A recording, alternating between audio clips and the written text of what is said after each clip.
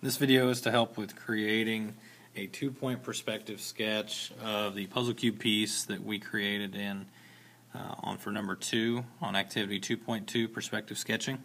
So as we go along, we're going to use the same puzzle cube piece to go through and to create our sketch. However, we're now going to go through and represent it in a two-point perspective. So first thing that we're going to do is we're going to set up a horizon line. So horizon lines have 2 points in a two-point perspective sketch, hence the name. And we go through, and I typically try to get them at the very ends or close to the very end of where the horizon line would be at in this sketch. So some key things to go through and to note on a two-point perspective sketch is that we go through and we have those two vanishing points, and then I typically try to stay right in the middle of when we go to start our box, our glass box that we're going to go through and draw. And I'm going to go through and utilize, so I'm going to hit right about in the middle, and I'm going to come down here fairly close to the bottom and set up a point. Now the two-point perspective sketch is somewhat reminiscent of, in art, as they call it, the building on the corner where you look down both sides of the street and you're able to see that there. So what I'm going to do is I'm going to set up the corner, and that's kind of the first step here. Utilizing the same proportions as I did last time. It was about 6 cubes high, or 6 grid squares high for the 2 cubes that we have.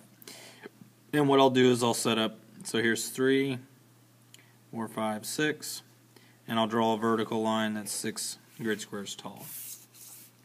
Okay, one of the things that I'll do is this picture will move around a little bit through the video, but I will end up taking from the bottom point to the vanishing point, drawing in light construction lines to it. Same thing on this side, and then I'll repeat the process to the left side as well.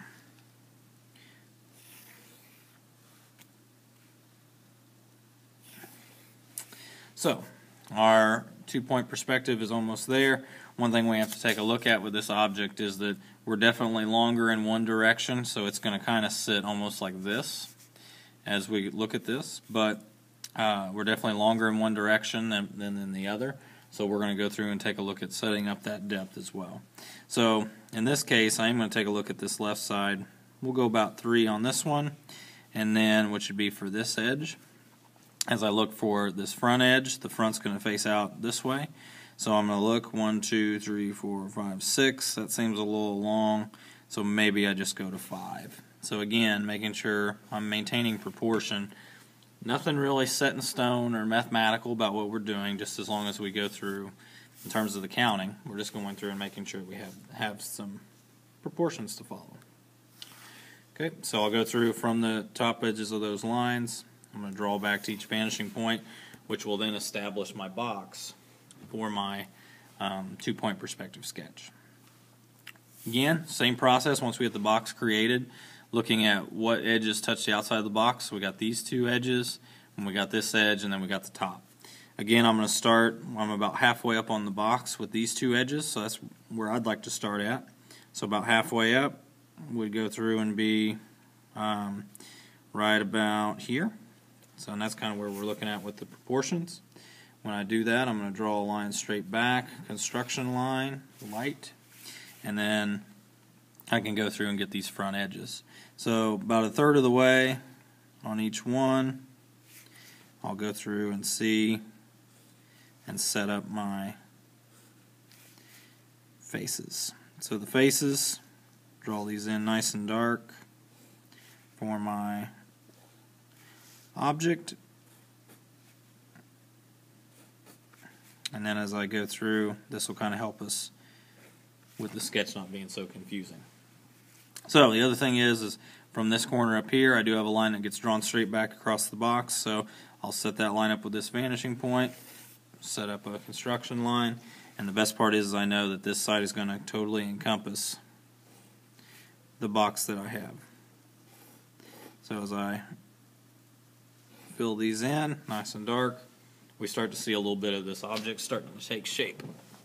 So some things to go through and help us out is I'll go through and also look at maybe finishing out this left side. So you'll definitely see the left side start to come together as we do this. So from this corner and then from this corner back. I have to use both vanishing points. So now you can kind of go through and see that I'm getting this left piece right here.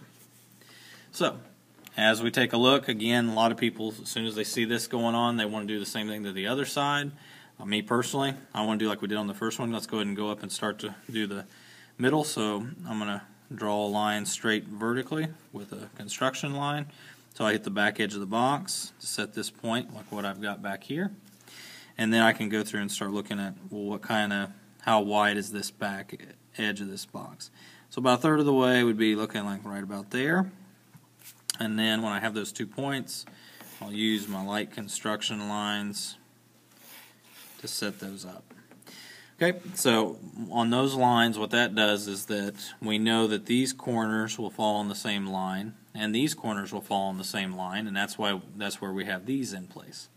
So about halfway on the box, probably put me right about here. And then, of course, and rather than setting the other point in there, I'm just going to draw a construction line straight across, because you know those points are going to have to converge here. So, once I have those two, I'll have those go through and darkened in with my object lines. So I get the top edge of my box drawn in, and then from here, from each corner, I can draw straight down just some light construction lines to help with going through and getting this front part set in. You'll see that you'll get this line that comes in, and then you'll also get this line that kind of starts, but we don't know where it stops, which is where now let's start focusing on that third edge. So I'll draw back to these lines here.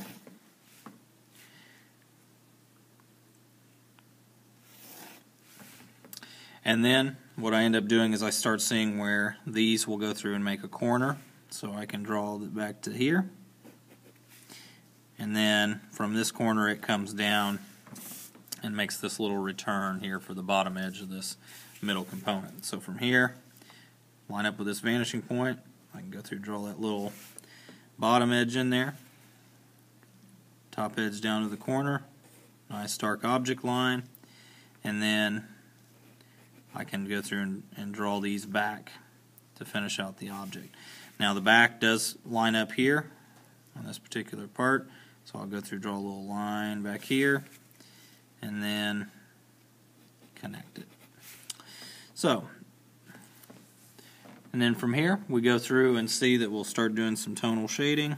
So sides will go through and get a nice light color gray as we put this in, and then our fronts will go through and have a little bit darker shade as we go through and put those in. So some of the shading technique, most of the time they tell you to go through and crosshatch. So increasing the contrast, we'll go through and do that. And that's exactly what I'm trying to do here. So go one direction, and then whatever direction you started with, go in the opposite direction the second time around. So kind of increases the contrast, and also, shading's not only to make it look kind of more like a sketch, but also in this case it helps with setting up and getting our construction lines, kind of being able to make the object stand off the paper. So this goes through and concludes how to create the 2-point perspective sketch for the puzzle cube piece on number 3 of Activity 212.